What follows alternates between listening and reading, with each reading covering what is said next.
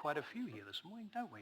Well, some of you I've seen in Fielding, and some of you I haven't. Nice to see you all here this morning. Lovely. This morning's story is quite an old story. I prefer old stories. They seem to be better for some reason, don't they? And this is back in the time when they used to have horse and cart. So these are only stories we read about, aren't they? Quite a long time ago. And this boy's name was Martin. And he was very unfortunate, Martin, because when he was a young boy, his mum and dad died and he became an orphan. And he had to go and live with someone else. And there were some very nice people called Mr. and Mrs. Anderson that he went to live with. Now they lived on a farm and he came from town.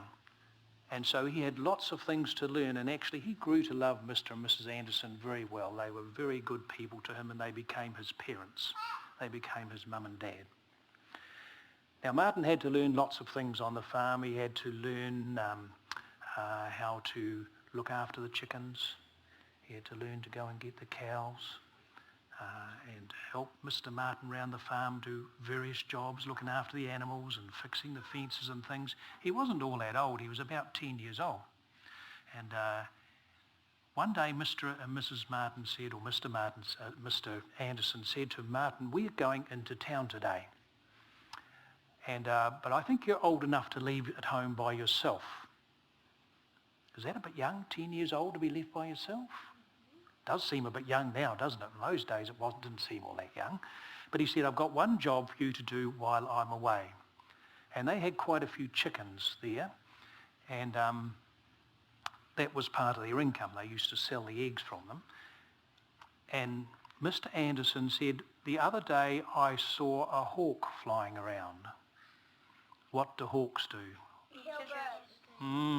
They do. They like to eat chickens, and what else do they do? Other birds they do too. They do, and they eat eggs, you're right.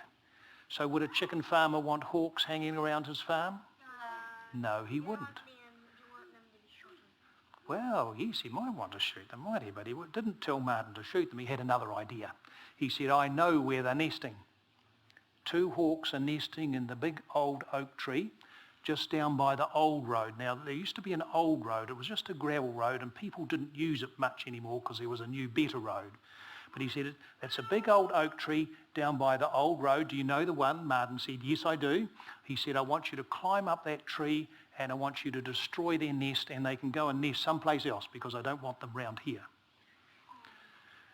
So Martin said, "That's okay." And Mr. and Mrs. Anderson went off to town on their horse and cart. And Martin went down to the tree, and he was a good tree climber.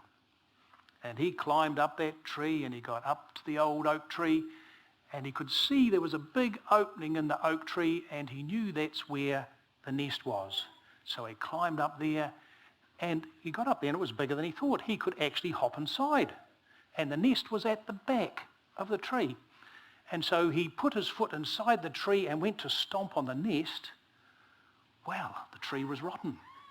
And he fell inside the tree. And he went down, right down to the bottom. It was hollow all the way down to the bottom. And he was very frightened, as you could imagine. What's that? He was stuck in the tree. Fortunately, there was one little hole about this big down the bottom, and he could look out. And he looked out through the hole and he could see the road out there, but he knew no one ever used to go down that road. Now, fortunately, Mr. and Mrs. Anderson were Christian people, and they had taught Martin to pray. And Mr. Anderson said to Martin, "Whenever you're in trouble, first person you call, Jesus." Martin thought, "Well, I'm in big trouble here." And so he prayed to Jesus, "Could you please help me out of here? I can't climb back up there. Someone will have to come and find me." Well, he'd hardly finished praying and he heard this clip-clop coming along the road. But that man wasn't going to see him because there was only a little hole this big. He wouldn't even know he was in there. So he yelled, "Help! Help!" And the man going along the road thought, "Oh, I think I can hear someone calling out." So he stopped his horse. And then Martin called it again, "Help! Help!" He said, it sounds like it's coming out of that tree. He walked over to the tree, and then Martin called out, help again, and it was the tree, and he could see a little face through the hole in the tree. Whatever are you doing in here? He said, well, I fell down. I was destroying the hawk's nest. Fortunately, the man had an axe on his cart as he was going past.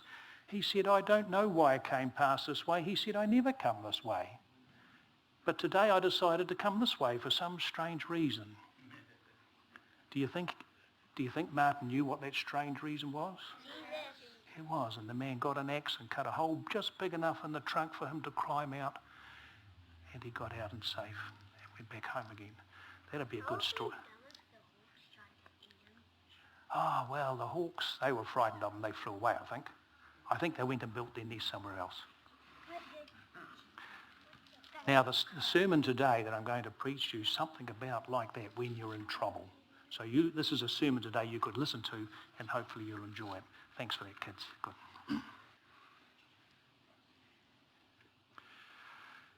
Thank you, Nelson, for your welcome this morning.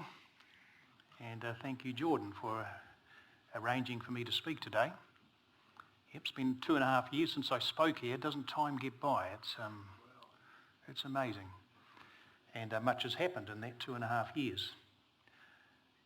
I felt reasonably confident when I travelled 700 kilometres away from home that no one will have heard this service before. But no, not so. My wife, of course, has heard it. But Kelvin, I'm sorry. Kelvin's from Levin. And I took this service down there several months ago now. But it's a service that I prepared during lockdown. And it's called Ride Out Your Storm. And I'm sure it will find a place in many of your hearts. I've taken the story from Matthew chapter 4, and that's where we're going to start in Matthew chapter 4. We're going to start and finish there, but we're going to wander around a little bit in between times. Matthew chapter 4 verse 35 starts off, that day when evening came, he said to his disciples, let us go to the other side. So leaving the crowds behind, they took him, just as he was, in the boat. There were also other boats with them, so that's the first 3 verses there. Now that doesn't seem like it's talking about very much. It's just sort of a little joining passage, isn't it, between one story and another. But in actual fact, that verse 35 is critical to what I want to talk about today. That day, when evening came, he said to his disciples, let us go to the other side.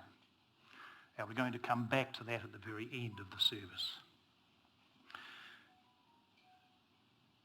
Mark, all the gospel writers write in a slightly different style, and each one tries to emphasise or does emphasise something slightly different to the other one. In the ministry of Jesus, it can be divided into 3 parts. Now, they're not equal parts, but time-wise, but they're 3 different parts. The first part was his year of popularity, which was a bit more than a year. Jesus was exceedingly popular for a relatively brief period of time. Then the people found out he wasn't quite what they expected him to be, and that was the year of opposition. And then the final part of Jesus' ministry was the year of persecution. We're looking at the period of popularity with Jesus. And Jesus suddenly burst on the scene as John the Baptist was out there in the wilderness, baptizing people and preaching a gospel of repentance. And before Jesus got there, and John knew what his mission was, he knew that Jesus would get greater and he would get lesser in popularity. But he had no problem with being that type of prophet. And he began telling the people, someone is going to come in the near future, and his sandals I'm not worthy to undo. I'm baptizing you with water, but he will baptize you with the Spirit and with fire. Well, eventually that day came, and in another passage of Scripture it tells us John actually had never met Jesus before, even though they were close cousins. But soon as he saw Jesus making his way slowly through the crowd, he said, behold, the Lamb of God, which takes away the sin of the world. Jesus made his way up to where John was baptizing and said, John, I need you to baptize me.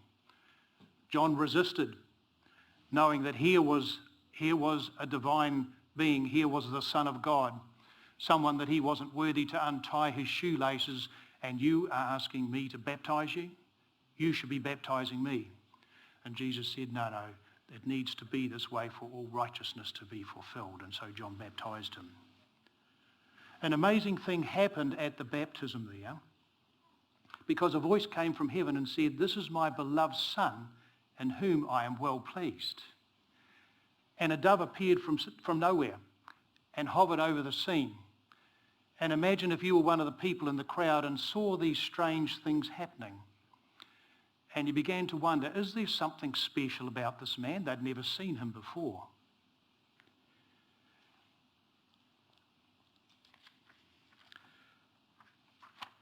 Shortly after this,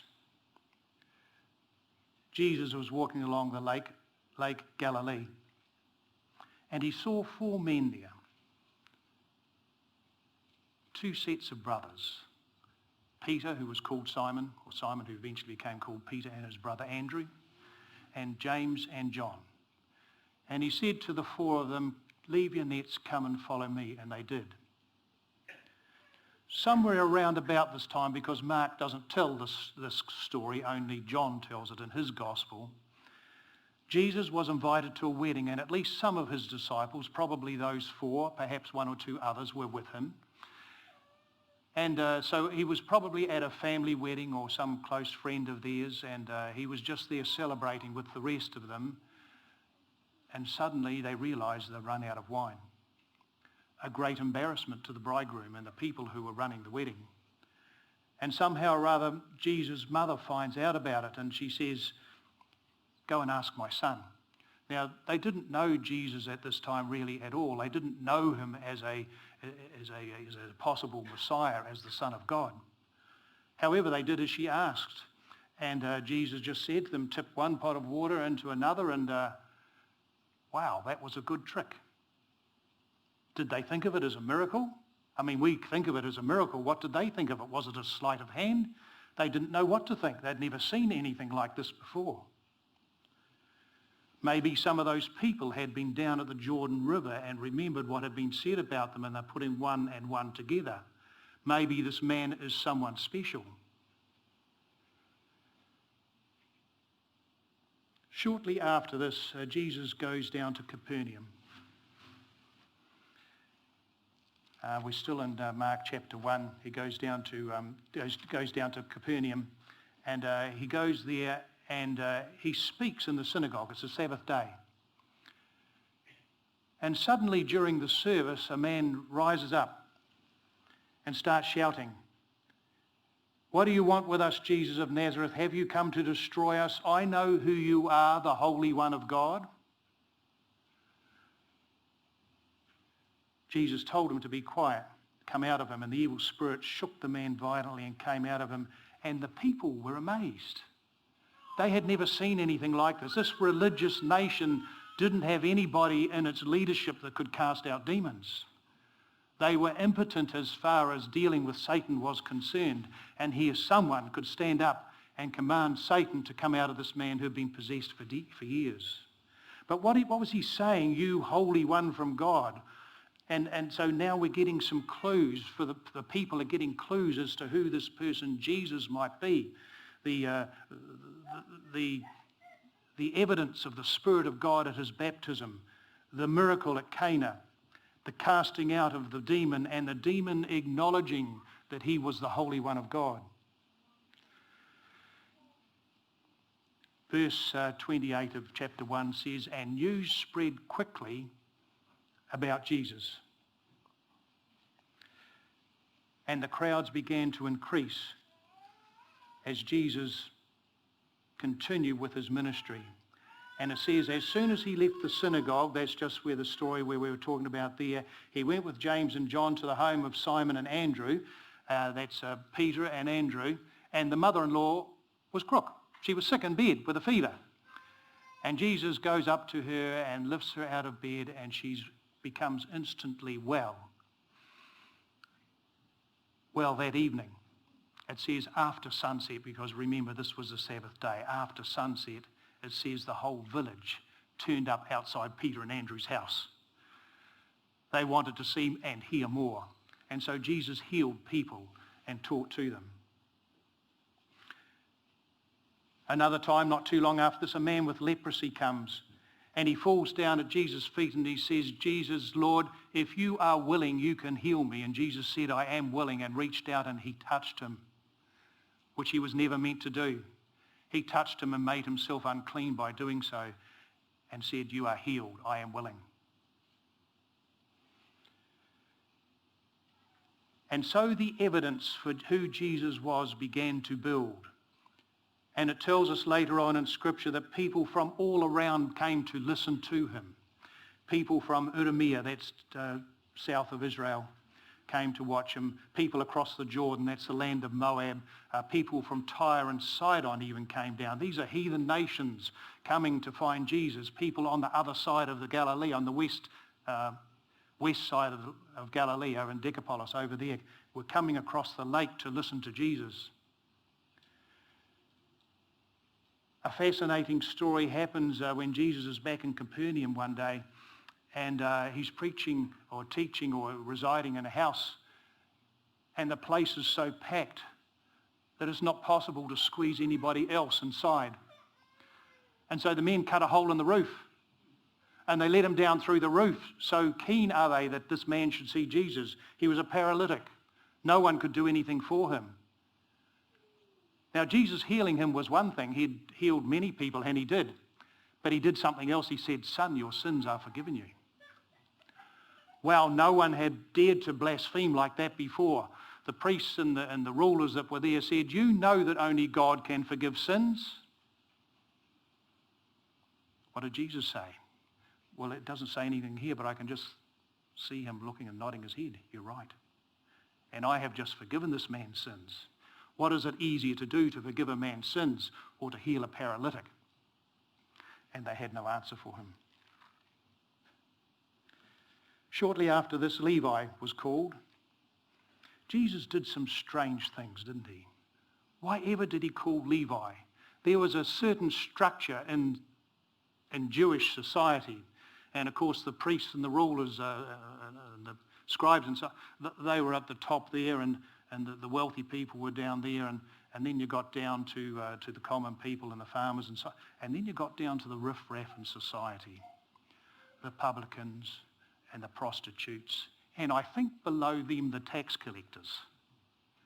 They were the despised of all. And Jesus called one of them to be his disciple.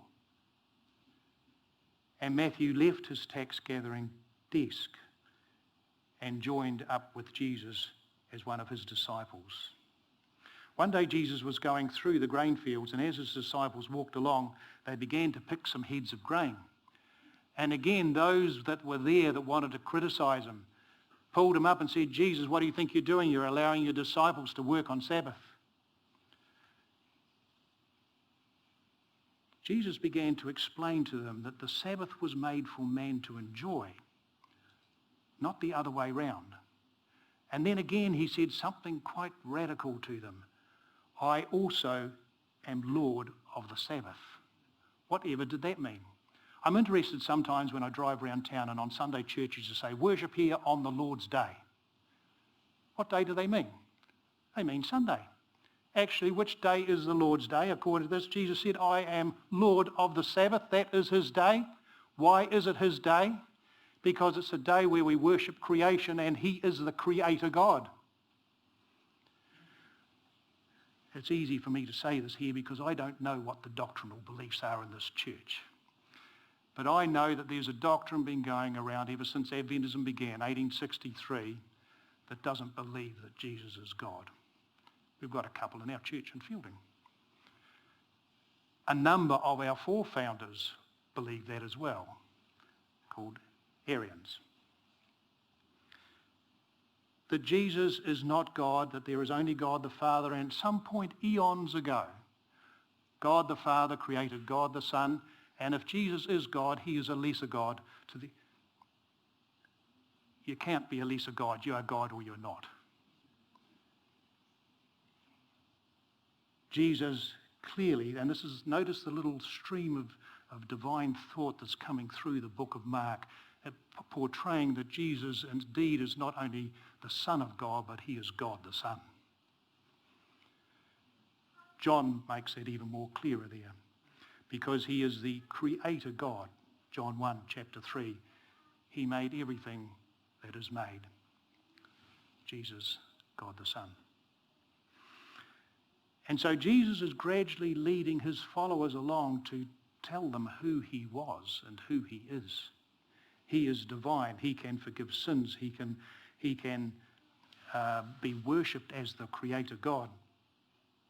Another time he went into the synagogue. This is chapter 3. Another time he went to the synagogue. There was a man with a shriveled hand there. And this time they were waiting for him. What would he do? Would he heal on the Sabbath, i.e. working on the Sabbath? And Jesus knew what they were thinking, and he said to them, is it lawful to do good on the Sabbath or evil? They had to say it's lawful to do good on the Sabbath, and he healed the man, and they could say nothing about it, except they went away and began to plot against him how they might be able to kill him. Finally, we get to chapter 4. And on that particular day, the crowds, because of the story that I've been telling you, the lead up to what I've been telling you now, Jesus is still in his very popular years. Despite the fact that the leaders were starting to turn against him, the people loved him. Why wouldn't they? He was preaching something that they'd never heard before. He's preaching with authority, and they were amazed at his doctrine. And there were so many people there, and we can think of some crowds later on, further on down the road, where Jesus had 5,000 men.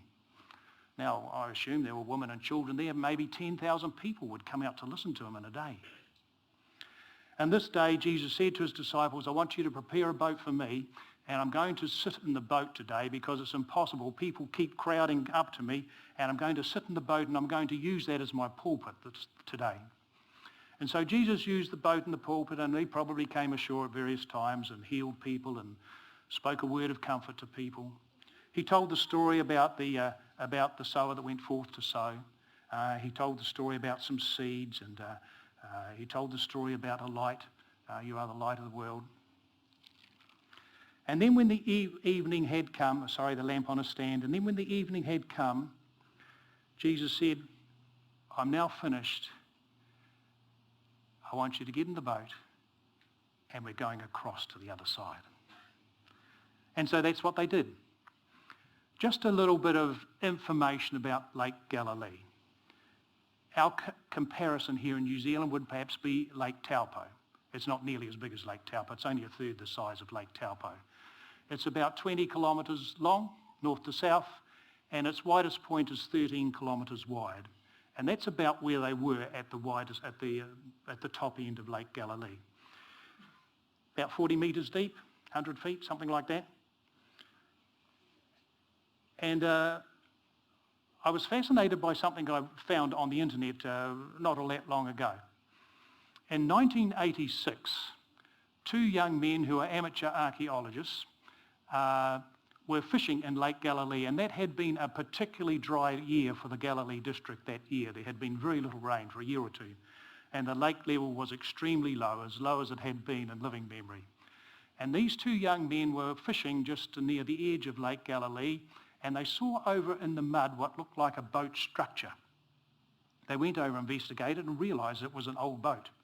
So they went to the authorities, and they excavated that boat over the next 10 or 12 days.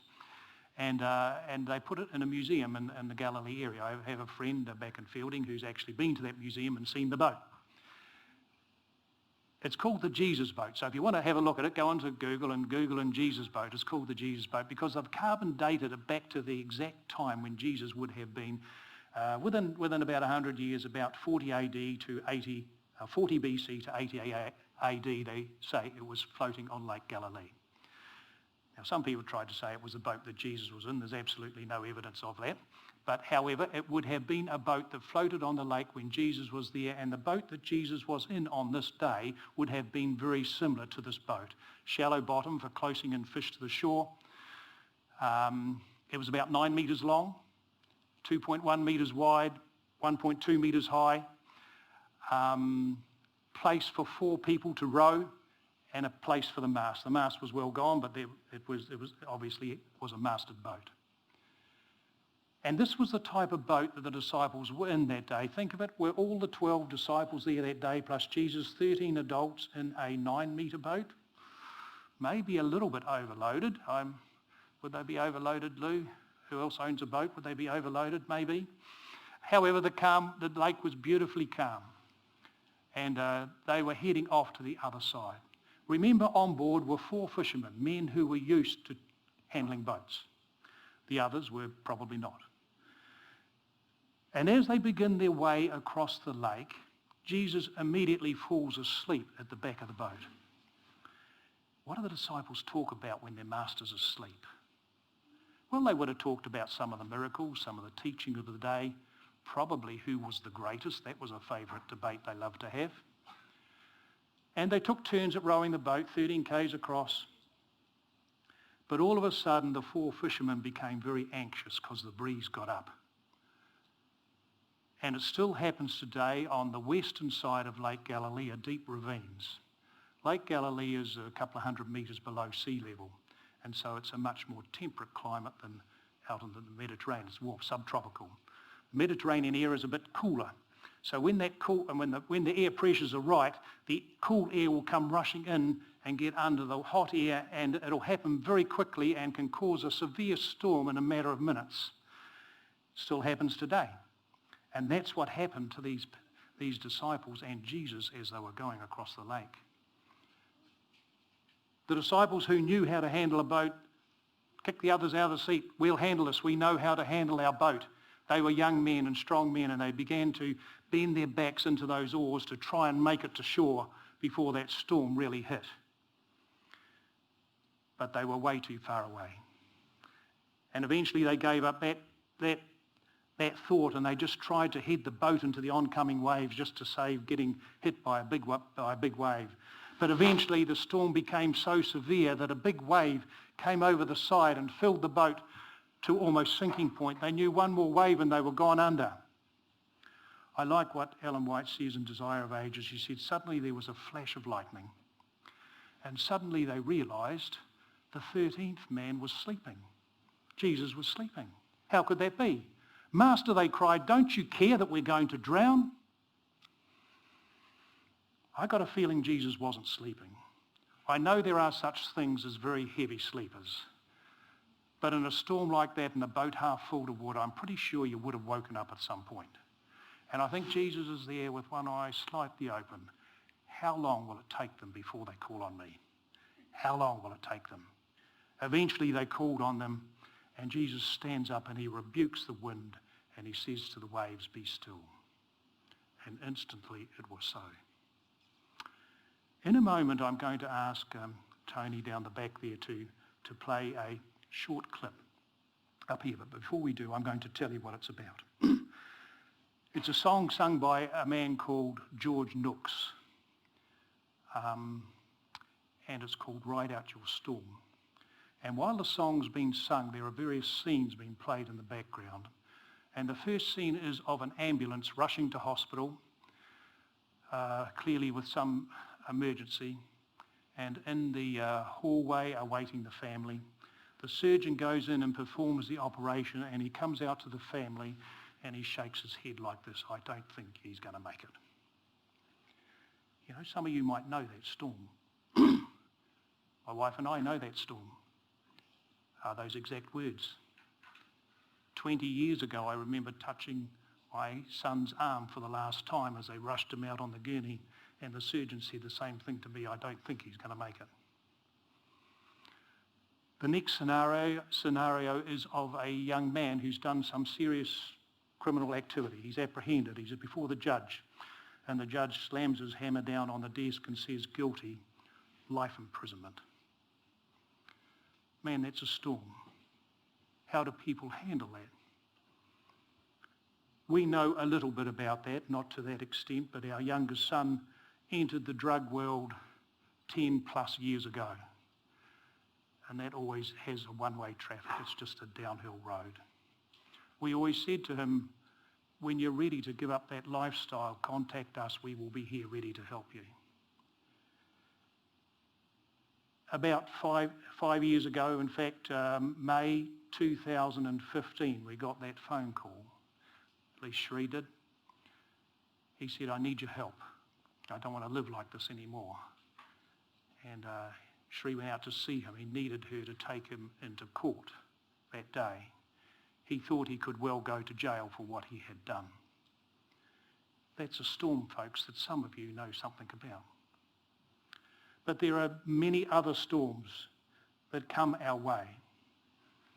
Just earlier, about 3 years ago, an older man, late 70s, approaching 80, as a result of first light, turned up at our church with his wife. I began studying with him, baptised him a year or two ago.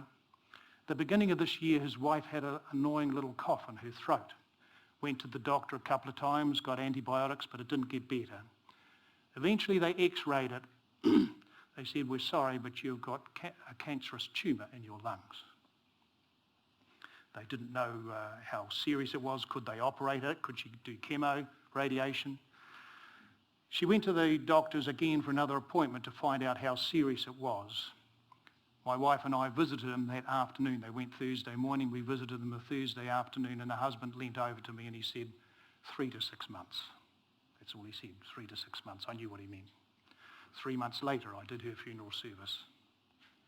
Well, that's a storm that he's still living through right at this moment. It just happened last year.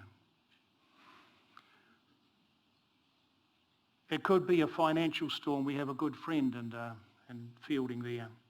Was a successful tradesperson, a plumber, employed a lot of people, vans and things on the road. He worked for one particular company and he had 5 houses on the go that had to be finished before Christmas, which he did. Went in on Christmas Eve, presented them with an account and said, I'll finish them. Could I have a cheque, please? They said, come into this other room. They said, look, sorry, we just declared bankruptcy this morning. It sent him into bankruptcy as well. He never recovered from that. He's now a man in his 80s, lives in a small rented one-bedroom apartment from somewhat comfortable livings before. That's a storm that some of you know about. Financial difficulties. Another lady that I've just gotten to know, she's only as a result of Hope Channel. Turned up at church, only been a couple of times. She received 3 months' notice from her landlord that she had to get out. She went to Winds and they said, yep, you've been evicted, we'll find you a house. 2 weeks before eviction day, 31st of December, they said, sorry, we have no house for you. You'll have to find your own.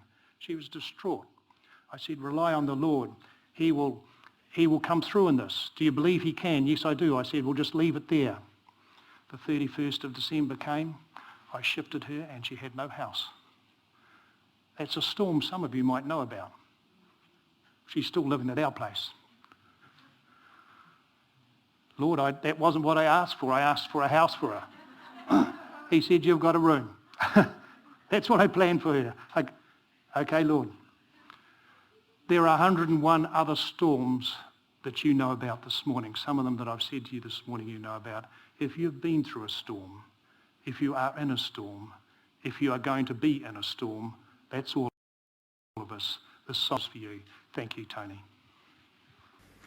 So Jesus stood up in the boat, he rebuked the wind, and he said to the sea, peace, be still, and it immediately was so. And then he turned to his disciples and said, why are you so afraid? Now I'm with the disciples on this one. They must just look at him. Excuse me? We just nearly drowned. And you're saying, why were we afraid? He said, do you still have no faith? This was a faith exercise that Jesus was taking them through. I'm going to come back to that in just one moment. They were terrified and asked each other, who is this? Even the wind and the waves obey him. Why did that terrify them, that they had somebody that could control the winds and the waves? Because of all those things that I told you before were adding up together. And suddenly they realized they were in the presence of God the Son. And they were afraid. Coming back, so why did Jesus say to them, why are you so afraid? He wanted them to recall what he had said just before the trip started. Can you hop in the boat and take me to the other side? When Jesus asks you to do something, when God asks you to do something, you know you will get there. And it wouldn't have mattered how tall those waves would have been, they would have made it to the other side. Our Christian experience is a bit like that. He has asked us to come onto the good boat of salvation. And there will be storms and trials aplenty that will assail us. But he says, I have invited you to go the other side being eternal life, and you will make it. There's a delightful text in 2 Timothy chapter 4, starting at verse 7. It's Paul nearing the end of his life, and he said, I have fought the good fight. I have finished the race. I have kept the faith. Therefore there is laid up for me a crown of righteousness, given to me by the Lord, the righteous judge, but not just to me, to everyone who awaits his coming. It amazes me often how people will pull out of the race partway through. Of all the Olympic sports that play, and maybe we'll have Olympics this year, maybe we won't, the 1,500 metres is always the one that I enjoy the most. New Zealand has had its fair share at running the 1,500 metres and winning. No prizes for running 3 good laps. It's only if you finish that there is a prize awaiting you. How many times have I seen good Christians, Adventist Christians, pull out in their 40s and 50s? I think, what a waste. You were running a good race. Why pull out now just because of storms come along? There will always be storms. It's part of being a Christian. What I want you to remember this morning, and my closing comment this morning, is we've all been invited into the boat called salvation. God has promised he will take us to the other side if we will stay in it with him. That's my prayer this morning. Amen.